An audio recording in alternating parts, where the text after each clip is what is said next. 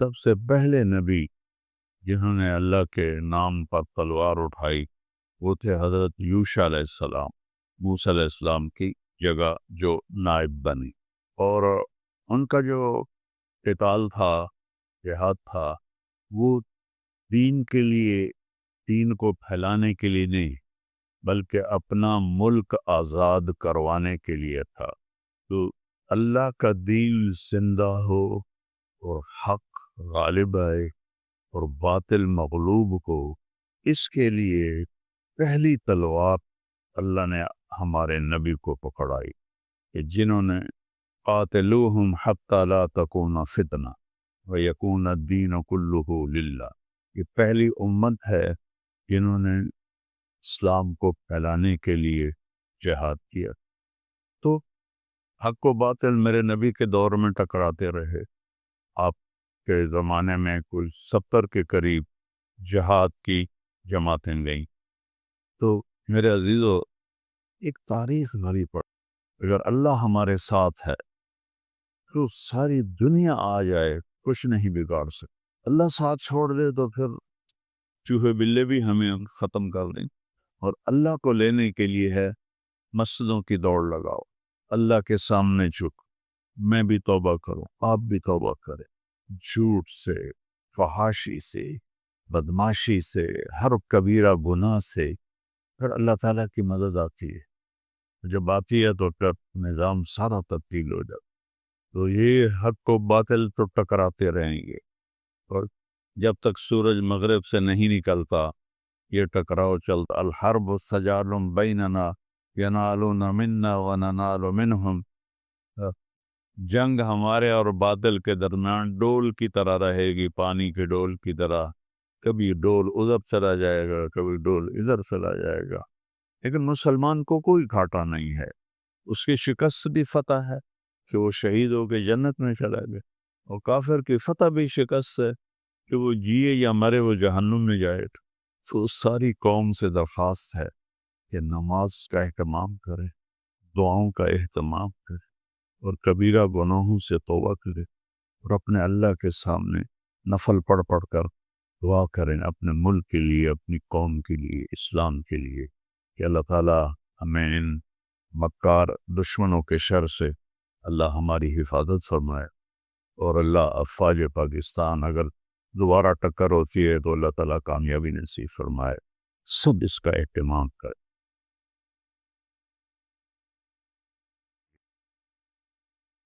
السلام علیکم ورحمۃ اللہ وبرکاتہ۔ بسم اللہ الرحمن الرحیم، والصلاة والسلام علی رسولہ الکریم وعلی آلہ واصحابہ اجمعین۔ اللہ تعالیٰ نے حق و باطل کا ٹکراؤ قیامت تک رکھا ہے، دونوں ایک ہی دن اتارے گئے۔ جس دن اللہ تعالیٰ نے آدم علیہ السلام کو اتارا اسی دن شیطان بھی اترا۔ تو چند دنوں بعد ہی ایک باطل کا نمونہ بنا قابیل، اور ایک حق کا نمونہ بنا حابیل۔ قابیل نے حابیل کو قتل کیا۔ اس میں ایک اشارہ یہ بھی ملتا ہے کہ اکثر جو رنجشیں ہیں وہ رشتہ داروں میں زیادہ ہوں گی، اوروں سے کم ہوں گی۔ تو رسول پاک صلی اللہ تبارک و تعالی علیہ وسلم کی زندگی، پہلے نبی جنہوں نے دین کو زندہ کرنے کے لیے تلوار اٹھائی وہ ہمارے نبی موسیٰ علیہ السلام تک کسی نبی نے تلوار نہیں اٹھائی، بلکہ براہ راست اللہ کے عذاب سے قومیں تباہ ہو جاتی تھی۔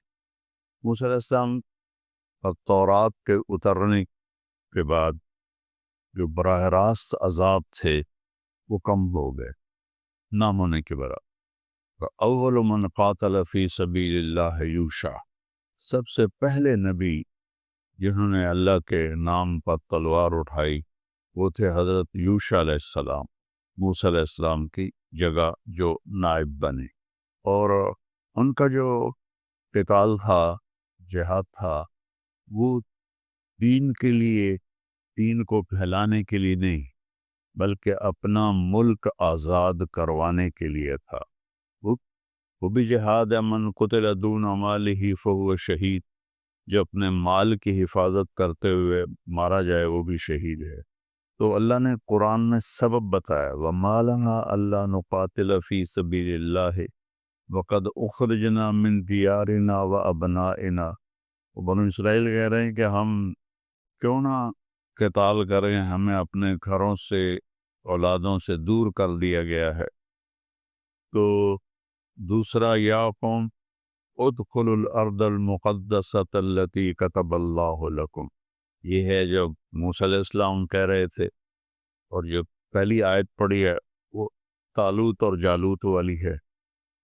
تو اللہ کا دین زندہ ہو اور حق غالب آئے اور باطل مغلوب ہو، اس کے لیے پہلی تلوار اللہ نے ہمارے نبی کو پکڑائی کہ جنہوں نے قاتلوہم حتی لا تکون فتنہ ویکون الدین کلہ للہ، یہ پہلی امت ہے جنہوں نے اسلام کو پھیلانے کے لیے جہاد کیا۔ یہ ملک گیری کے لیے نہیں تھا۔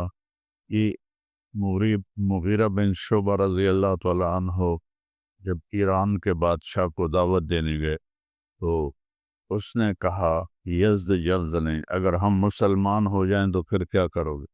ہم یہیں سے واپس چلے جائیں، تمہاری کوئی لڑائی نہیں، بس پھر تمہارے ملک میں آئیں گے تجارت کے لیے، تمہارا اس کے بعد کوئی جھگڑا نہیں۔ تو حق و باطل میرے نبی کے دور میں ٹکراتے رہے۔ آپ کے زمانے میں کوئی 70 کے قریب جہاد کی جماعتیں گئیں، تو فضا بنی ہوئی، تو اس کے لحاظ سے میں آج آپ کو مختصر ایک جنگ کا واقعہ سناتا جو میرے نبی کے دور میں ہوئی۔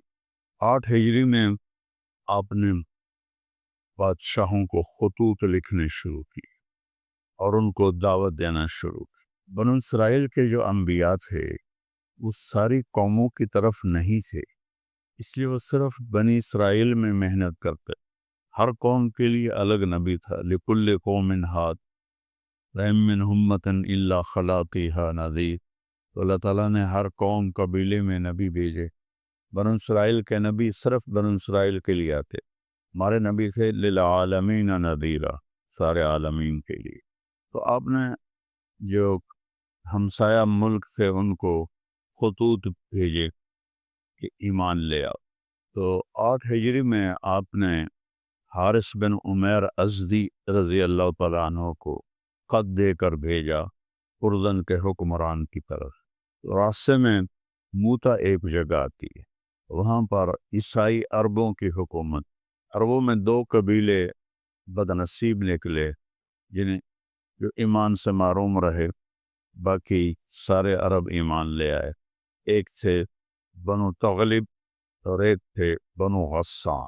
تو موتا پر بنو غسان حکمران تھے عیسائی، تو ان کا اس وقت حاکم تھا شرحبیل بن عمیر الازدی، شرحبیل بن عمر الازدی، شرحبیل بن عمر الغسانی۔ جو میرے نبی کے قاصد تھے وہ تھے حارث بن عمیر قبیلہ ازد کے۔ تو وہ اس نے وہاں سے وہ گزرے تو آگے جا رہے تو ان کو پکڑوا لیا، پوچھا کہ کون ہو، کدھر جا رہے؟ انہوں نے سارا بتایا۔ تو سفیر کو قتل کرنا شروع سے ناجائز تھا، غیر قانونی تھا شروع سے۔ اس کی بدبختی اس نے ان کو قتل کروا دیا۔ حضرت حارث بن عمیر رضی اللہ تعالیٰ، جب اللہ تعالیٰ کے محبوب کو یہ خبر ملی تو آپ نے لشکر کو تیار کرنے کا حکم دیا اور 3000 کا لشکر تیار کیا، اور ارشاد فرمایا کہ ان پر امیر بنایا کس کو؟ غلام کو، کہ قوم کا فرق مٹایا، غریب امیر کا فرق مٹایا۔ کہ زید ابن حارثہ امیر ہے، اگر یہ شہید ہو جائیں تو اس کے بعد اپنے چچا زاد بھائی حضرت جعفر کا نام ہے، پہلے غلام کا نام لیا پھر اپنے کزن کا نام۔ اگر زید شہید ہو جائیں تو پھر جعفر ہے، اور اگر جعفر شہید ہو جائیں تو عبداللہ بن رواحہ، اور اگر یہ بھی شہید ہو جائیں تو پھر جسے چاہو امیر بنا لو۔ ایک یہودی وہاں مجلس میں تھا، کہنے لگا یہ تینوں کو تو شہادت مبارک ہو، کیونکہ نبی کا قول اگر بھی جو ہوتا ہے نا وہ یقینی ہوتا ہے، وہ اگر ہمارے لیے ہوتا ہے وہ ہو کہ نہ ہو، نبی کا اگر بھی یقینی ہوتا ہے۔ تو آپ نے اس لشکر کو روانہ فرمایا۔ اللہ تعالیٰ نے ہمیں قرآن میں بتایا ہے إِن يَنْصُرْكُمُ اللَّهُ فَلَا غَالِبَ لَكُمْ، اگر میں تمہاری مدد کروں تو تم پر کوئی فتح نہیں پا سکتا، تمہیں کوئی ہرا نہیں سکتا۔ وَإِن يَخْذُلْكُمْ، اگر میں ہی تمہیں چھوڑ دوں، فَمَنْ ذَا الَّذِي يَنْصُرُكُمْ مِنْ بَعْدِ، کون تمہاری مدد کرے؟ تاریخ ساری میرے دماغ میں ایسے گھوم رہی ہے کہ طاقت کے باوجود بھی جب اللہ مسلمانوں کی مدد سے ہٹا تو کیسے خشک پتوں کی طرح ان کو اڑا دیا۔ يَمْسَسْكَ اللَّهُ بِضُرٍّ فَلَا كَاشِفَ لَهُ إِلَّا هُوَ، میں مصیبت ڈال دوں تو میرے سوا کوئی ہٹا نہیں سکتا۔ إِن يُرِدْكَ بِخَيْرٍ فَلَا رَادَّ لِقَوْلِهِ، بھلائی مدد کا ارادہ کرو تو مجھے کوئی روک نہیں سکتا۔ مَا يَفْتَحِ اللَّهُ لِلنَّاسِ مِن رَحْمَةٍ فَلَا مُمْسِكَ لَهَا، میری طرف سے رحمت اور مدد کا دروازہ کھل جائے کوئی بند نہیں کر سکتا۔ وما یمسک، اور اگر میں ہی بند کر دوں، فلا مرسل لہ من بعد، کوئی نہیں آئے گا تمہاری مدد کے لیے۔ کتنی آیات ہیں قرآن پاک میں۔ تو جب یہ لشکر موتا کے قریب پہنچا تو رومیوں کو مخبری ہو گئی تھی، تو انہوں نے 1,00,000 کا لشکر بھیج دیا حفاظت کے لیے۔ فیوڈورس رومی سردار سالار تھا۔ اب جب پتہ چلا تو 1,83,000، کوئی تو 19-20 کا فرق ہو، 3,000 1,00,000 علاقہ بھی ان کا، تو صحابہ میں گھبراہٹ پھیل گئی۔ ایک طبی چیز، جنگ بدر میں بھی وَإِنَّ فَرِيقًا مِّنَ الْمُؤْمِنِينَ لَكَارِهُونَ، جب ہم نے بدر کی طرف تمہیں لے جانا چاہا تو تم میں سے بہت سارے گھبرا رہے تھے کہ ہم تو غیر مسلح ہیں، کیسے لڑیں گے۔ یہ فطرت ہے، اسے خوف نہیں کہتے، یہ انسانی فطرت۔ تو سارے کی رائے بنی کہ اللہ کے نبی کو اطلاع کریں، پیچھے ہٹ جائیں اور مدد طلب کریں، جب مدد آ جائے پھر حملہ کریں۔ تو عبداللہ بن رواحہ رضی اللہ تعالیٰ عنہ کہنے لگے اتخافون من الموت، موت سے ڈرتے ہو؟ ما نحن الا باحدى الحسنيين، ارے اللہ کے بندو، ہمارے سامنے 2 رحمتیں سچی پکی ہیں، 2 کامیابیاں سچی پکی ہیں، اگر ہم فتح پاتے ہیں تو ہمارے لیے کامیابی ہے، ہم غازی ہیں، اور اگر ہم مارے جاتے ہیں تو ہم شہید ہیں، وہ بھی کامیابی ہے۔ تو پھر موت سے کیا ڈر؟ اگر بازی عشق کی بازی ہے، جو چاہو لگا دو ڈر کیسا، جب عشق کی بازی ہے تو اس میں کیا ڈرنا ہے؟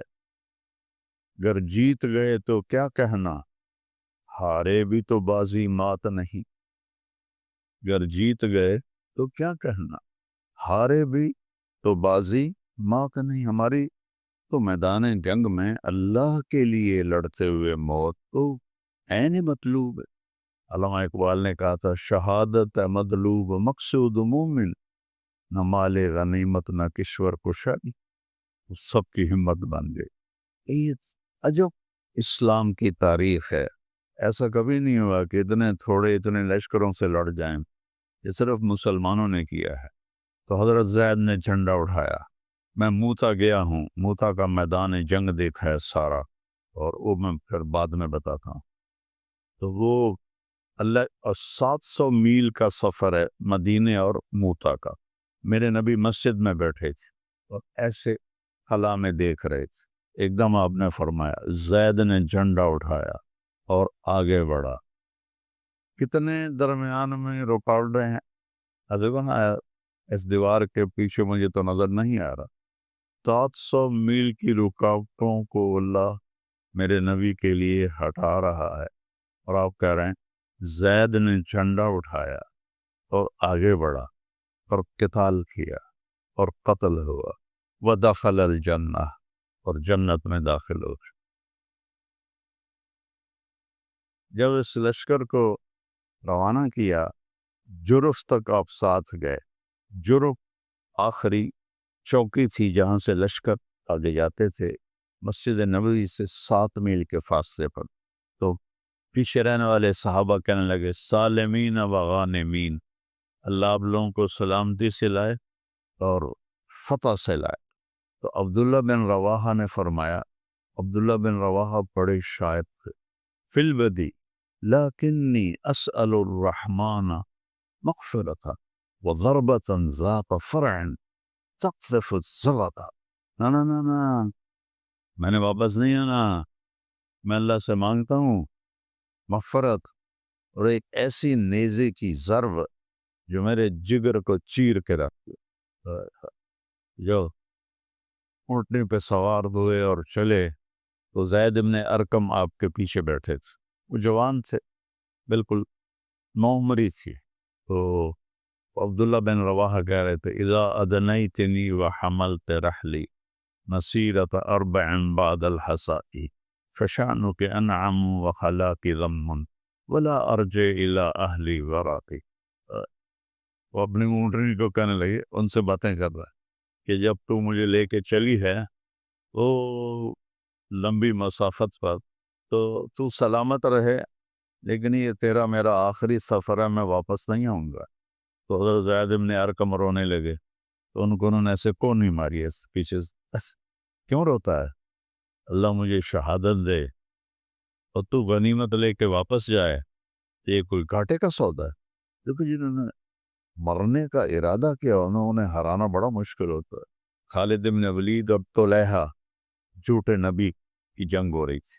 تو طلحہ اپنے سالار سے کہتا ہے وہ ہین بھی تھوڑے ایسی حامی زیادہ تو سانوں کو ماری جان دینے کا گل کی ہے. تو اس کے سالار نے کہا وہ جو ادھر ہے نا ان میں سے ہر آدمی یہ چاہتا ہے میں پہلے مر جاؤں دوسرا بعد میں مرے، اور ہم میں سے ہر ایک یہ چاہتا ہے پہلے اگلا مرے پیچھے میں مرا، ان سے کون لڑے گا؟ تو انہوں نے ایسے کون نہ بھائی کیوں روتا ہے؟ مجھے شہادت مل جائے، تو میری اونٹنی لے کے واپس جائے، تو اس میں کیا دونوں کا مزہ ہے. تو جب حضرت زید شہید ہو گئے تو پھر آپ نے فرمایا اب جھنڈا جعفر نے اٹھایا. جعفر آپ کے چچا زاد بھائی تھے، سب سے بڑے تھے جعفر، ان سے چھوٹے تھے عقیل، اور ان سے چھوٹے تھے علی بن ابی طالب رضی اللہ تعالیٰ عنہ. تو ان پر وار کیا کہ رومی نے ہاتھ کاٹ دیے. آپ نے کہا جعفر کا ہاتھ کٹا، اس نے جھنڈا دوسرے ہاتھ میں پکڑ لی. کیا نظر ہے میرے نبی! ہم اس کی بات کو جھٹلا کر اپنے علم پہ چلتے ہیں، ہم سے کوئی بڑا بیوقوف کوئی ہوگا؟ پیغمبر نے دوسرا ہاتھ بھی کاٹ دی، اس نے جھنڈا سینے سے لگا لی، پھر اس کو 2 ٹکڑے کر دیے. وَدَخَلَ الْجَنَّةَ، اور جنت میں داخل ہو. بعد کی بات یہاں نہیں، ایک اور موقع پر آپ نے فرمایا کہ اللہ نے جعفر کے کٹے بازوؤں کے بدلے اسے 2 پر عطا کیے ہیں جس سے وہ پوری جنت کی سیر کرتا ہے اور اڑتا پھرتا ہے. اس لیے ان کا نام جعفر طیار کہلایا، جعفر طیار. اس کے بعد حضرت عبداللہ بن رواحہ ایک کونے میں تھے پیچھے، اور 3 دن سے کچھ کھایا نہیں تھا. تو ایک گوشت کا ٹکڑا منہ میں تھا تو آواز لگی عبداللہ جعفر شہید ہو گئے. یہ جو پہلے 2 حضرات تھے یہ متوسط لوگ تھے. عبداللہ بن رواحہ بڑے امیر کبیر آدمی، پہلے 2 مہاجر تھے، یہ مدنی انصاری تھے. ان کے باغات تھے، ان کی 4 بیویاں تھیں، ان کے غلام تھے. تو جب آواز لگی نا کہ عبداللہ جھنڈا، تو ایک دم ذرا دل میں کھٹک آئی، ہائے 4 بیویاں، باغ، غلام، اولاد، تھوڑا سا دل پکڑا گیا. یہ تو ایک فطری چیز. تو ایک دم اپنے آپ کو جھٹکا. کیا چاہتا ہے؟ بیویاں سب کو 3 طلاق. کیا چاہتا ہے؟ غلام سب آزاد. کیا چاہتا ہے؟ باغات سب صدقہ. اب اقسم تو یا نفس لتنزلن کارہتن او لتطاوعن ان اجلب الناس وشد الرن مالی اراکی تکرہین الجنہ هل انت الا نطفة فی شنہ یا نفس الا تبتلی تموتی هذا حمام الموت السلیتی ان تفعلی فعلہما ہدیتی۔ پتہ نہیں مجھے کہاں سے یاد آ گئے یہ سارے اشعار، سبحان اللہ۔ میں کوئی مطالعہ کر کے تھوڑا ہی یہ مجمع کی برکت سے چیزیں ٹک ٹک ٹک ٹک ٹک ٹک پانی شروع ہو جاتی۔ میں کہا اے نفس پسند ہے تجھے رب کی، تجھے میدان میں اترنا ہوگا، تیرا جی چاہے یا نہ چاہے تجھے آگے بڑھنا ہوگا۔ بہت عرصہ تو نے موج میلہ کر لیا، اب آگے بڑھ اور اس طرح موت کو قبول کر جیسے تیرے ساتھیوں نے کی، وہ گئے جنت میں، تو بھی جا جنت۔ تو یہ کہ وہ جو بوٹی تھی نا وہ بھی پوری نہیں کھائی، پھینک دی، اور جھنڈا اٹھایا، اور آپ نے کہا اب جھنڈا عبداللہ نے اٹھایا، آگے بڑھے، قتال کیا، قتل ہو گئے، اور آپ خاموش ہو گئے۔ یہ مدینے کے تھے تو مدینے والوں پر قیامت ٹوٹ گئی۔ یہ ہے پہلے دونوں کی دفعہ تو ایک دم کہہ دیا تھا جنت میں چلا گیا، تو عبداللہ کے لیے خاموش کیوں ہو گئے؟ وہ سب کے رنگ پیلے پڑ گئے مدینے والوں۔ پھر آپ نے تھوڑی دیر کے بعد فرمایا وَدَخَلَ الْجَنَّةَ، اور جنت میں داخل ہو گیا۔ تو ابھی بات آپ کی چل رہی تھی لیکن میں پیچھے سے بات لے آ کے مکمل کر دوں۔ مدینے والوں نے پوچھا یا رسول اللہ آپ نے عبداللہ کے بارے میں دیر سے کیوں کہا، تھوڑا وقفہ کیوں کیا؟ کہا اس کے دل میں تھوڑی کھٹک آ گئی تھی، بیوی بچے غلام، تو اس لیے تھوڑی سی دیر ہوئی اس کو جانے میں، وہیں پہنچو۔ اب جھنڈا گر گیا تو ثابت بن اکرم انصاری ایک بدری صاحب، ہاں ان سے بات کی، جب لشکر آمنے سامنے ہوئے تو ابو ہریرہ رضی اللہ عنہ کی پہلی جنگ تھی یہ اسلام کے بعد، اور آگے ہکلک سعید اسرائیدار، تو ان کا ایک رنگ آئے ایک جائے، ایک آئے ایک جائے، تو ان کے ساتھ کھڑے تھے ثابت بن اکرم رضی اللہ عنہ، اکرم قاف کے ساتھ۔ انہوں نے ایسے دیکھا کہ ابو ہریرہ کاننا کا ترا جموعاً کثیرہ، لگتا ہے یہ بڑے لشکر دیکھ کے ڈر رہے ہو؟ کہنے لگا ہاں ڈر تو۔ آپ نے کہا ما شہدت معنا بدرا، تو بدر میں ہمارے ساتھ نہیں تھا، ان لا ننصر بالکفرہ، ہماری مدد عدد میں نہیں ہوتی، اوپر سے ہوتی، اگر تو بدر میں ہوتا تو یہ پرواہی نہ ہوتی۔ تو انہوں نے جھنڈا اٹھا لیا کہ یہ جھنڈا پکڑو، کسی کو پکڑاؤ، تو سب نے کہا تو بدری آدمی تو پکڑ۔ میں نے کہا میرے بس کا نہیں ہے، میں نہیں اٹھا سکتا۔ اب افراتفری ہو گئی، اللہ کے نبی بھی خاموش ایسے خلا میں دیکھ رہے ہیں۔ بیچ میں کوئی بولا، چونکہ جنگ تھی تو پتہ نہیں کون بولا، بیچ میں کوئی بولا صحابی خالد بن ولید کو پکڑا، ایک دم سب نے کہا ہاں خالد کو، خالد کو، خالد کو۔ خالد بن ولید کی بھی پہلی جنگ تھی اسلام کے بعد، کہنے کہ بھائی میں نیا مسلمان ہوں اور پہلی میری جنگ ہے، مجھے بخشو، کسی اور کو پکڑاؤ۔ سب متفق ہو گئے کہ نہیں تو ہی پکڑ، تو ہی پکڑ، تو ہی پکڑ۔ جب انہوں نے ایسے جھنڈے کو لہرایا اور تلوار کو یوں اٹھایا تو میرے نبی اس وقت بولے اب اللہ نے اپنی تلواروں میں سے ایک تلوار کو باہر نکال لیا، الان صلی اللہ، صلی سواد کے ساتھ نہیں سین کے ساتھ، صلی اللہ سیفا من سیوفہ، اب اللہ نے اپنی تلواروں میں سے ایک تلوار کو نکال۔ کیا بدبخت لوگ ہیں جو ایسے لوگوں پر بھی کو برا بھلا کیسے۔ 9 تلواریں ٹوٹیں اس دن خالد ابن ولید کے ہاتھ سے، 8 9ویں تلوار یمانی وہ ان کے ساتھ رہی اور پورے روم پر روب چھا گیا۔ یہ کیا بلا ہے، 1,00,000 کو روک کے رکھنا 3,000 سے، بھلے عجیب و غریب واقعہ ہو رہا ہے، اب ایک روب چھا گیا، شام ہو گئی، لشکر پیچھے ہٹ گئے۔ خالد ابن ولید کو اللہ تعالیٰ نے جنگ کا الہامی علم دیا، الہام، تاریخ میں ایسا جرنیل نہ آیا نہ آئے گا۔ کیا کیا انہوں نے رات کو؟ موتا کے میدان کے پیچھے پہاڑ ہیں، سعودیہ کے راستے کی طرف، تو انہوں نے سارے پہاڑوں پہ آگ جلوا دی۔ سرد علاقہ ہے، آگ جلوانے کا مطلب تھا کہ نیا لشکر آ گیا ہے، پھر آگ جلا رہا ہے، کیونکہ پہلے تو آگ نہیں جلی تھی۔ تو یہ جو پہاڑوں پہ آگ رومیوں نے دیکھی نا، ان کا اللہ ہے بھائی یہ تو کوئی اور لشکر بھی آ گیا ہے، تو تھوڑے جائے نہ سنبھالے جاندے پہ انہوں نانوں کے میں سنبھالن۔ یہ ایک جنگی ٹیکنیک تھی۔ صبح کیا کیا، 100 صحابہ گھوڑ سوار پیچھے چھپا دیے، اور فرمایا ہر تھوڑی دیر کے بعد 10 سوار تکبیر کے نعرے لگاتے ہوئے آئیں اور آ کے حملہ آور۔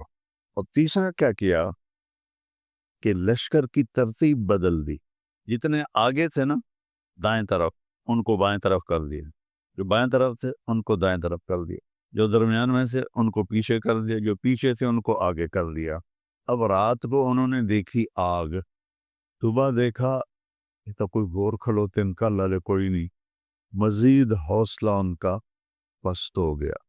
اور پھر جب جنگ کا آغاز ہوا تو اب تھوڑی دیر کے بعد 10 کی تکبیر سنائی دے، گلا بھائی او آ گئے او آ گئے، پھر تھوڑی دیر کے بعد 10 او آ گئے او آ گئے، پھر تھوڑی دیر کے بعد گئے او آ گئے۔ ایسا روب چھایا کہ تاریخ بھی حیران ہے اور ارض و سما بھی، کہ 3000 کے لشکر نے 1 لاکھ کا منہ پھیر لیا۔ اور کتنے صحابہ شہید ہوئے؟ 1,03,000 سے 2 دن لڑتے رہے۔ کتنے شہید ہوئے؟ 14، ٹوٹل 14۔ اور ان کے کتنے مارے گئے؟ چونکہ وہ آپ خالد ابن ولید نے لشکر کو پیچھے ہٹا لیا کہ مسلسل 1 لاکھ کے سامنے کھڑے ہونا مناسب نہیں ہے، تو اپنے لشکر کو پیچھے ہٹا لیا۔